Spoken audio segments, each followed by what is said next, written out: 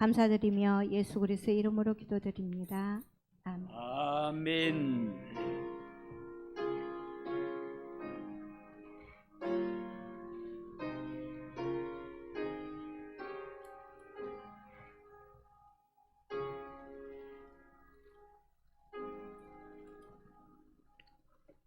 하나님 말씀 말라기 3장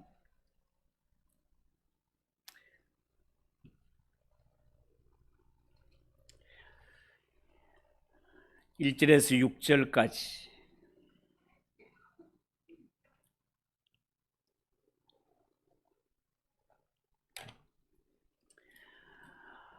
우리 지난주에 17절을 안 읽었으니까 2장 17절부터 3장 6절까지 읽도록 합시다.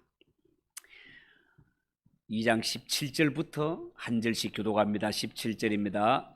너희가 말로 여호와를 괴롭게 하고도 이르기를 우리가 어떻게 여호와를 괴롭혀 드렸나이까 하는도다. 이는 너희가 말하기를 모든 악을 행하는 자는 여호와의 눈에 좋게 보이며 그에게 기쁨이 된다 하며 또 말하기를 정의의 하나님이 어디 계시냐 함이니라.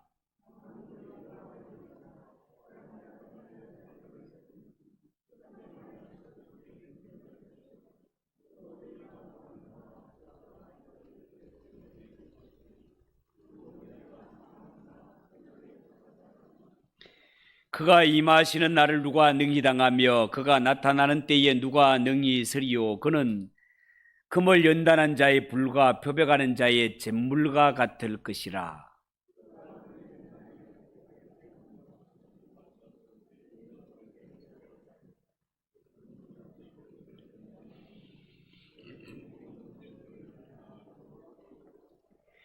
그때의 유다와 예루살렘의 봉헌물이 옛날과 고대와 같이 나 여호와께 기쁨이 되려니와.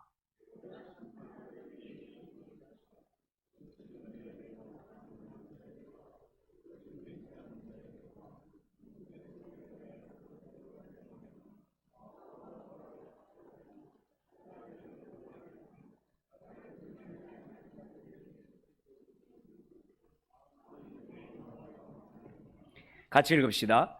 나 여호와는 변하지 아니하나니 그러므로 야곱의 자손들아 너희가 소멸되지 아니하느니라. 아멘. 우리 한번 기도하겠습니다. 하나님 아버지, 사교구의 찬양을 받아주시니 감사합니다. 예수님 함께 하시면 시험이 와도 겁없다 찬송하였습니다.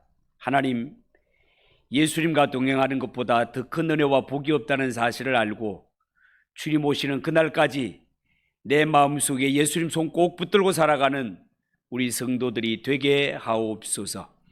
부족한 자가 말씀을 들고 서사오니 장중에 붙들어 주시고 말씀 앞에 겸손한 마음이 되어 피차 은혜 받는 복된 시간이 되게 하옵소서.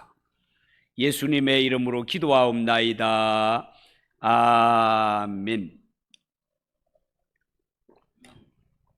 자, 오늘 읽은 이 말씀을 가지고 내가 내 사자를 보내리니, 그런 제목으로 말씀을 전하겠습니다.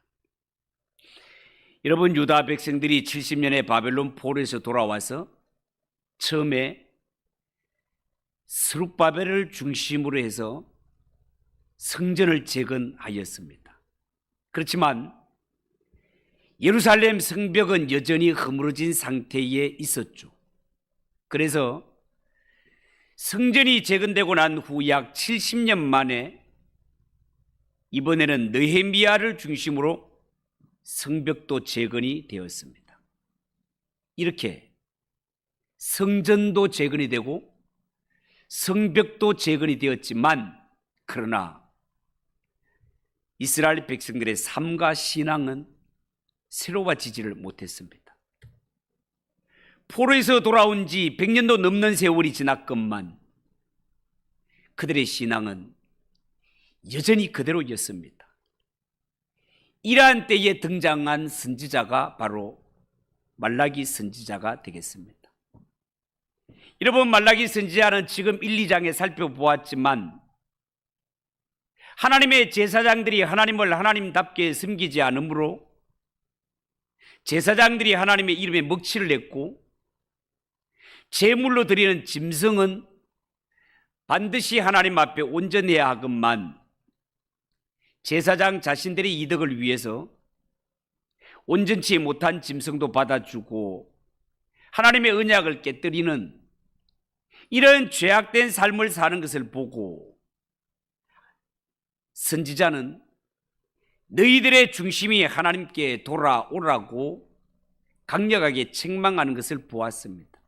심지어는 너희 얼굴에 짐승의 똥을 쳐바르겠다고 이런 심한 말까지 한 것을 우리는 보았습니다. 그리고 이 말라기 선지자가 볼 때 제사장은 제사장이고 백성들의 삶과 신앙도 별반 다를 바가 없었습니다.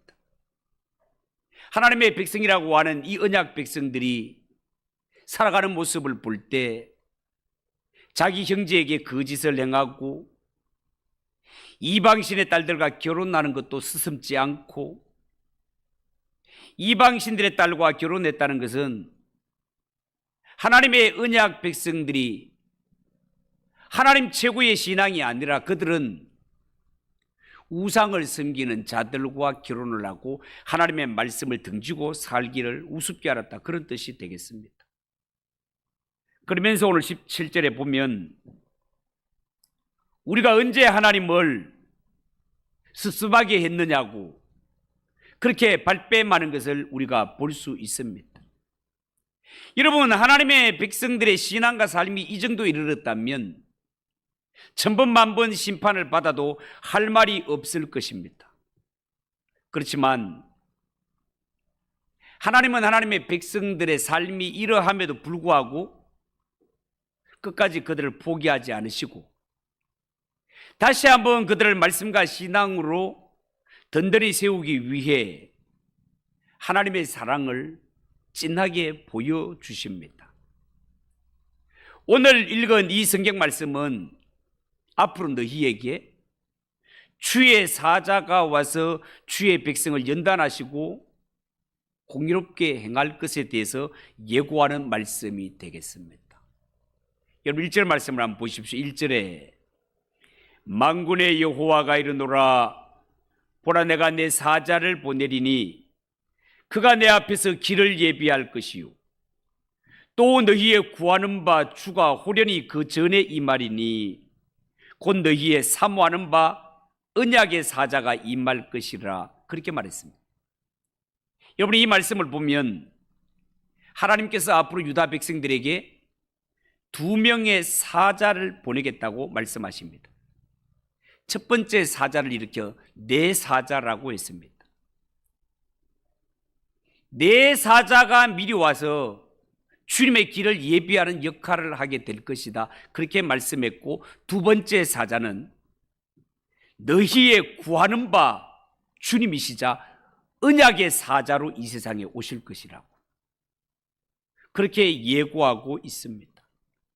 여러분, 성경에 보면 이전에도 하나님은 이 세상에 하나님의 사자를 보내서 하나님의 메시지를 전하게 하셨는데, 하나님이 주의 사자를 보내실 때 때로는 하늘의 천사를 직접 보낼 때도 있지만 보통은 선지자들을 하나님의 사자로 삼으셔서 그 입에 하나님의 말씀을 주셔서 전달케 하시는 것을 볼 수 있습니다. 그런데 이 선지자들은 예루살렘에서 하나님의 말씀을 전했기 때문에 세상 나라들이 하나님의 뜻을 알기 위해서는 반드시 성전에 사신을 파견해서 선포되는 하나님의 말씀을 들어야만 했습니다. 이는 마치 담임 선생님이 각 학급에 전달하는 이 중요한 사항을 반장의 입을 통해 전하는 것과 같다 하겠습니다. 반장이 말을 전하고 있지만 담임 선생님의 뜻을 전달하고 있는 것입니다. 반장이 전하는 이 말을 잘 듣지 않고 장난만 치거나 딴짓을 하는 학생은 결국은 전달 사항이 바로 전달되지 않아 낭패를 당하게 될 것입니다. 여러분, 이스라엘이 한참 정성기를 지날 때는 여러 나라의 사신들이 아예 예루살렘에 상주하고 있었습니다. 왜냐하면 선지자들의 말을 듣기 위해서 말입니다. 어쩌면 오늘날도 마찬가지라 하겠습니다. 앞으로 세상에 일어날 일을 가장 먼저 들을 수 있는 곳은 하나님의 말씀이 선포되는 교회다 말이죠. 하나님은 교회의 예배를 통하여 선포되는 하나님의 말씀을 통하여 세상을 향한 하나님의 뜻과 계획을 선포하시는 하나님이십니다. 거기에 귀를 기울여야 하는 사람들, 하나님의 말씀에 귀를 기울여야 할 사람은 단순히 예수 믿는 성도들뿐만이 아니라 이 땅에 살아가는 모든 사람들이 하나님의 음성에 귀를 기울여야 한단 말입니다. 정치를 하는 분들도 물론이고 경제를 맡은 자들도 물론이고 이 세상의 모든 사람들이 이 땅을 향하여 하나님이 무엇을 말씀하시는지 그 말씀에 귀를 기울여야 된다, 그 말입니다.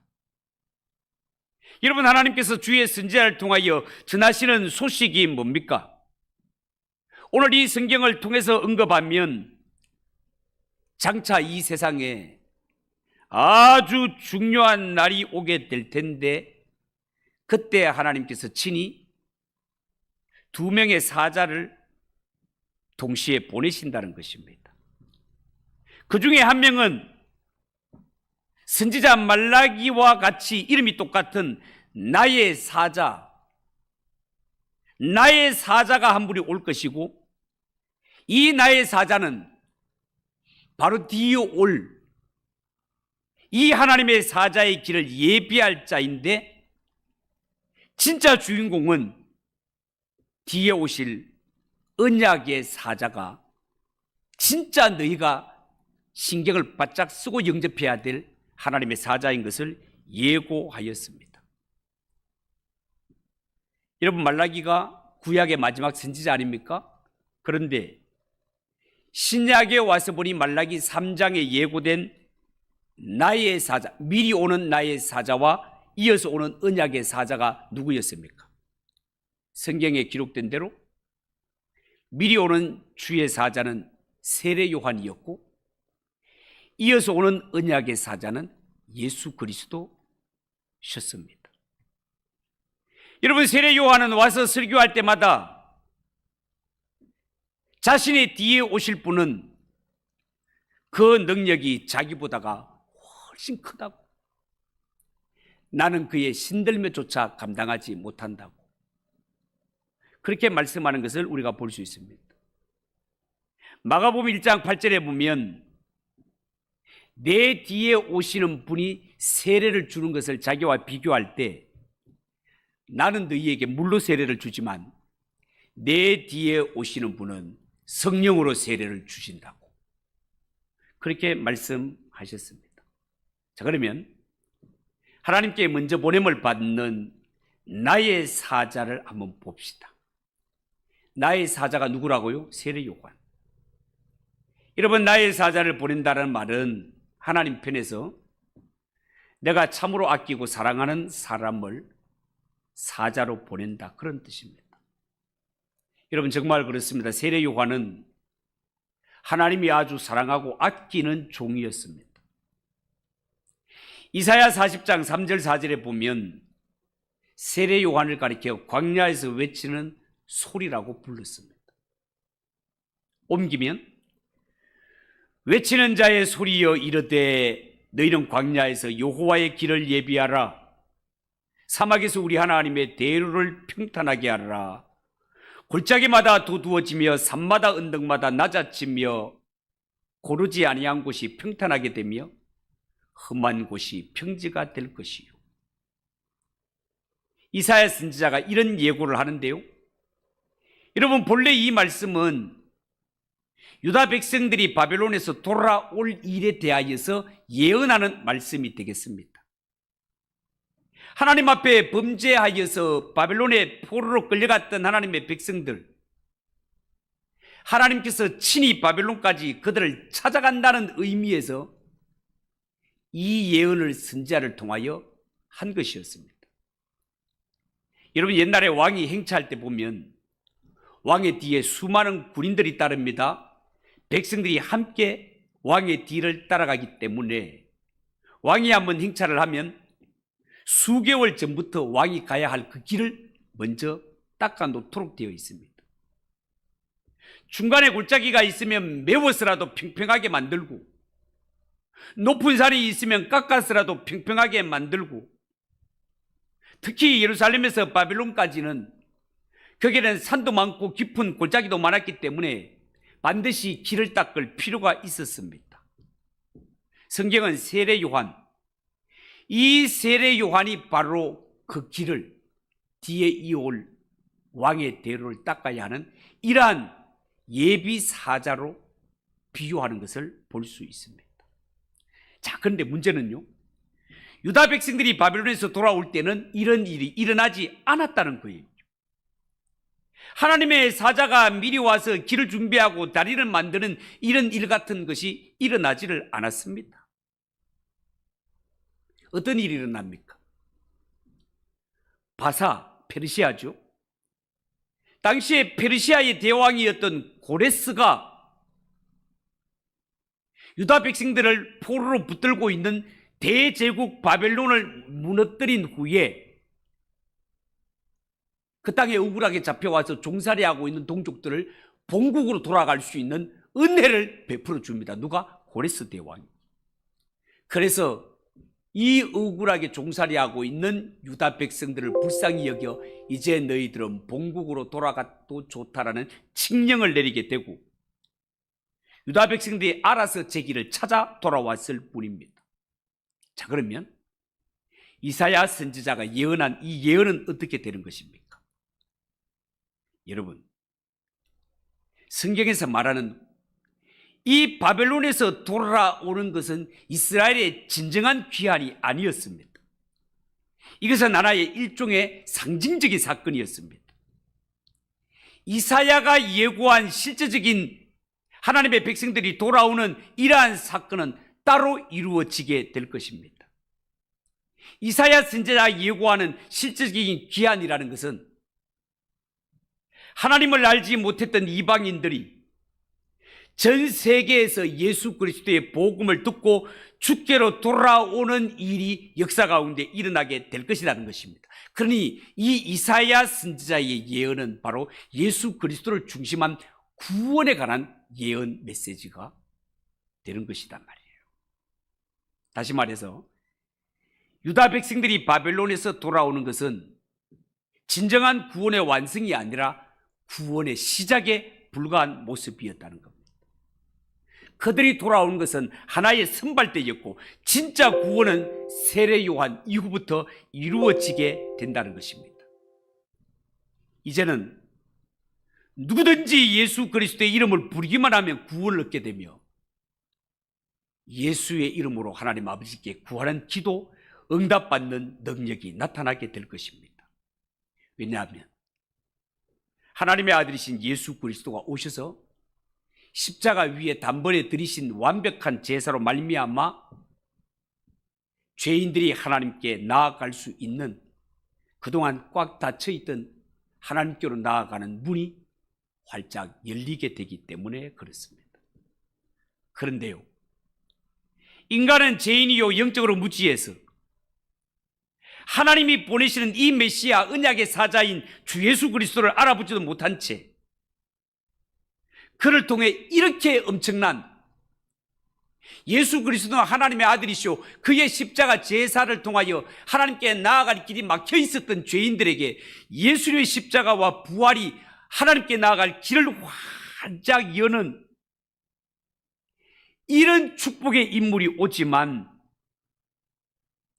하나님의 백성이라고 하는 유다 백성들이 이 사실을 깨닫지 못할 가능성이 훨씬 큽니다. 죄인이고 영적으로 무지한 상태에 있어서.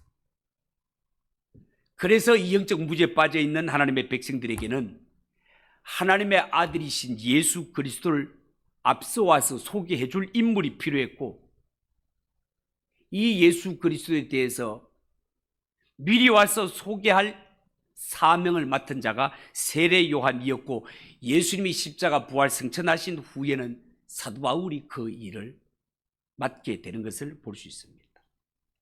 여러분, 사람을 타락시킨 마귀가 저지른 가장 치명적인 것은요, 사람의 마음을 죄로 더럽혀서 황폐하게 만들어버린 것입니다.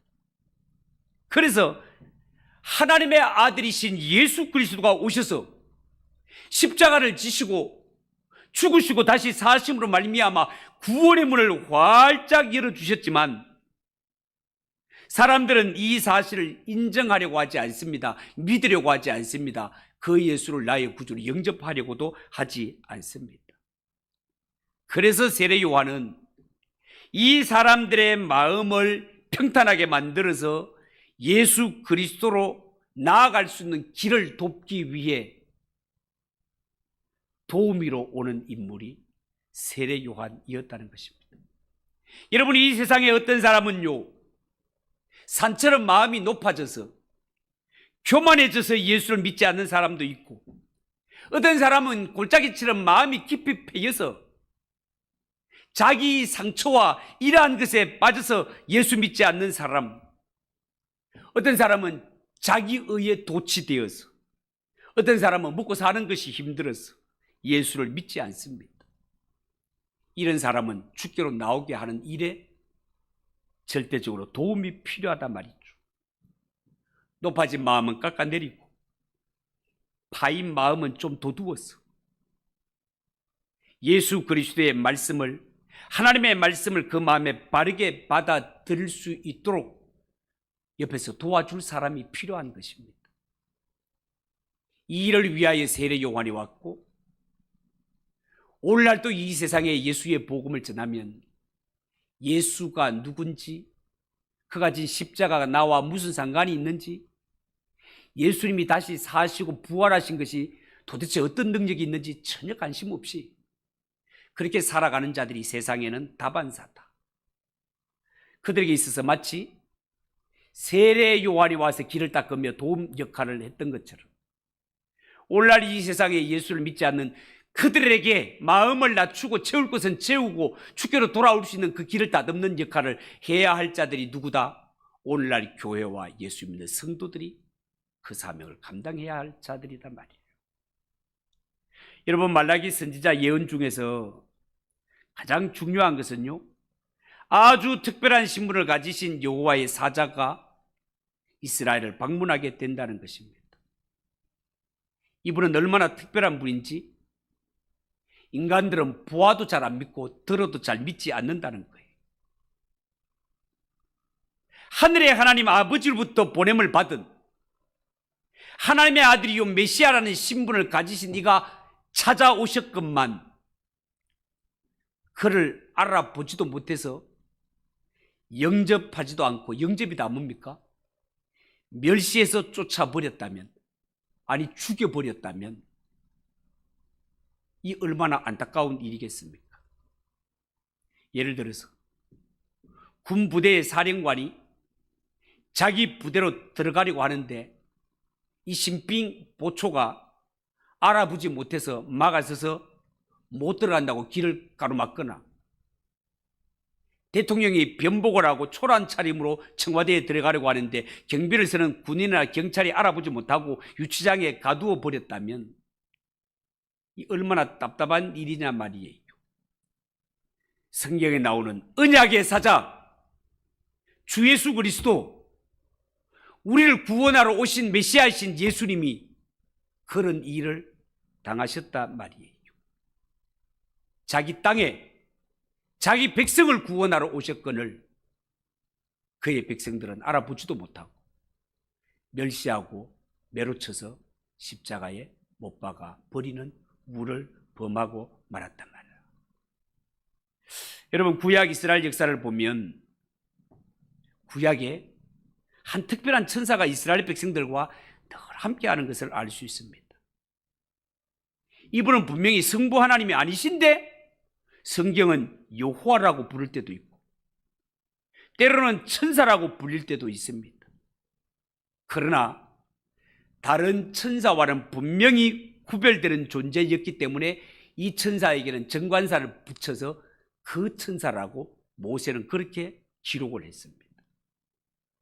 여러분, 이스라엘 백성들이 존재할 수 있었던 것은 그 천사, 하나님이 예비하신 그 천사가 신적인 능력으로 지켜주셨기 때문에 이스라엘은 연약하고 연약한 그러한 민족이었지만 바벨론, 아수르, 로마 이런 틈바구니 속에서 다른 강대국들은 다 역사 속에 사라졌지만 바람 앞에 등불처럼 꺼질 듯 했던 이스라엘은 지금까지 역사를 이어올 수 있습니다. 뭐 때문에? 하나님이 보내신 바로 그 사자 때문에. 여러분, 이 하나님의 백성, 이스라엘 백성들이 자신들이 하나님의 언약 백성이라는 것을 알았다면 하나님만 섬기며 사는 것이 마땅하건만 성경에 나타난 하나님의 백성들의 모습은 어땠다고요? 하나님의 언약을 헌식짝처럼 여기고 깨뜨려 버렸어. 결국은 그렇게 선지자를 보내서 돌아오라라고 그렇게 권면했지만 돌아오지 않을 때 하나님은 그들을 버리시고 언약의 사자도 이스라엘을 떠나고 맙니다. 그 결과가 어떻게 됩니까? 북쪽 이스라엘은 아수르에게 망하고 남쪽 유다는 바벨론에게 망하고 말았습니다. 자, 그런데 하나님께서 언약의 사자를 보내주시겠다고 다시 약속하십니다. 하나님이 보내신 이 언약의 사자는 하나님의 백성인 이스라엘을 심판하러 오시는 걸까요? 아니면 다시 구원해서 그들과 새 언약을 맺기 위해 오시는 걸까요? 이 새 언약의 사자가 오는 데는 두 가지 목적이 있습니다. 하나는 새 언약을 통해 말씀으로 돌아오는 자를 구원하며, 또 하나는 끝까지 하나님의 말씀을 거부하고 하나님이 보내신 자를 믿지 않는 자는 심판하기 위해서 오십니다. 1절 말씀을 다시 한번 봅시다. 1절. 만군의 여호와가 이르노라, 보라, 내가 내 사자를 보내리니 그가 내 앞에서 길을 예비할 것이요 또 너희의 구하는 바 주가 호련히 그 전에 임하리니 곧 너희의 사모하는 바 언약의 사자가 임할 것이라. 그렇게 말했습니다. 여러분, 하나님은 이 언약의 사자야말로 너희가 구하는 바요 너희의 사모하는 바라고 말씀했습니다. 여러분, 이는 이스라엘 자손들이 지금까지 고통 가운데 기도하고 부르짖으며 그렇게 간절히 원했던 모든 것이 이분 속에 다 들어있다는 그런 의미가 되겠습니다. 그러니까 하나님이 보내시는 언약의 사자 주 예수 그리스도 말입니다. 이 예수 그리스도야말로 하나님의 백성들의 고통과 문제의 해답이 되시며 모든 기도의 응답이 되시는 하나님의 아들이십니다. 그런데 왜 이분을 언약의 사자라고 부르는 걸까요? 이분을 언약의 사자라고 부르는 것은 이런 뜻이 있습니다. 여러분, 과거에 이스라엘 백성들이 출애굽한 후에 그들이 시내산 아래에 이르렀을 때 모세를 통하여 언약을 맺지 않습니까? 이스라엘 백성들이 하나님이 주신 율법을 내가 지켜 행하겠습니다 약속함으로 말미암아 그들은 더 이상 애굽의 종이 아니라 하나님의 거룩한 백성이 되었고, 그리고 그들이 하나님의 말씀 율법을 지키는 이상은 너희가 민족이 국력이 강하고 약하고 상관없이 하나님 앞에 이 율법을 지키면 원수 대적들이 한 길로 왔다가 7길로 도망가도록 내가 너희 대장이 되어 싸워줄게. 이것이 너는 내 백성이 되고 나는 너희의 하나님이 되리라라는 말의 의미가 되겠습니다. 여러분, 이 이스라엘 백성들이 하나님 앞에 이 율법을 받았지만 이 율법의 특징은 뭐였습니까? 분명히 놀라운 위엄과 권세는 있었지만 사람의 마음을 완전히 치료할 능력은 없었다는 것입니다. 여러분, 시내산에 하나님이 임재하시고 율법을 주실 때 그 모습이 성경에 어떻습니까? 시내산 전체가 진동하고 영광의 구름이 산 전체를 덮었기 때문에 아무도 접근하지 못했습니다. 하나님의 임재가 그 능력이 화산 폭발과 지진처럼 엄청난 것이었습니다. 이러한 엄청난 능력이 이스라엘 백성들에게는 엄청난 축복으로 다가오는데, 하나님과 언약 백성이 된 이스라엘 백성들, 그들이 가는 길 앞에 하나님은 반석에서 생수가 솟게 하시고 하늘에서는 신령한 만나가 내리게 하시고 요단강이 갈라지고 여리고성이 무너지는 이런 축복을 주시며 하나님이 대장 되셔서 친히 싸워주시는 것을 우리는 봅니다.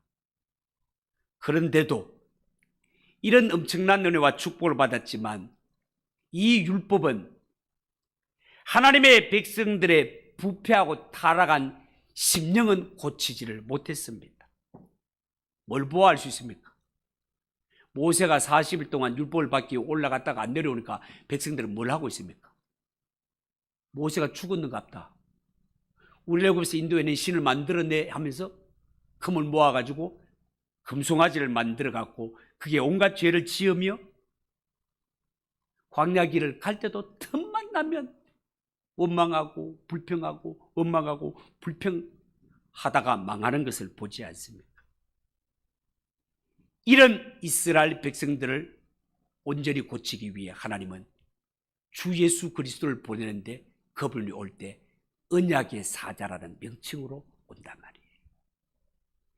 이렇게 타락하고 배은망덕한 이스라엘 백성들을 구원하기 위해 언약의 사자인 예수 그리스도를 보내시는 하나님, 그 하나님이 앞으로 하나님의 백성들을 어떻게 인도하실까?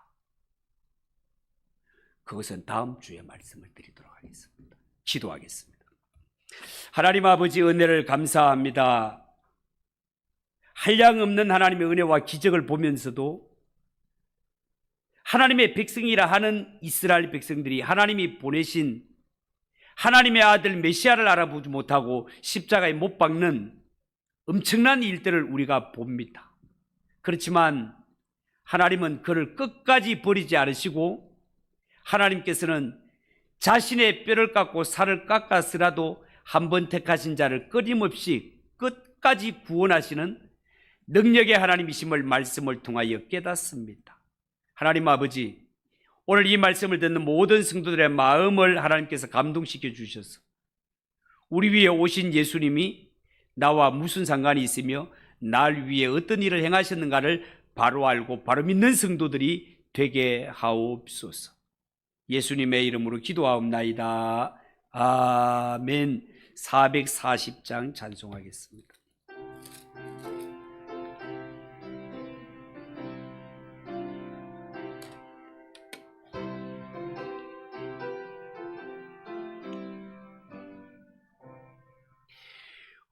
어디든지 예수 나를 이끌면 어디든지 예수 함께 가려네. 예수 함께 하니 가면 나 없고 예수님과 동행하면 겁없네. 어디를 가든지 겁낼 것 없네. 어디든지 예수 함께 가려네.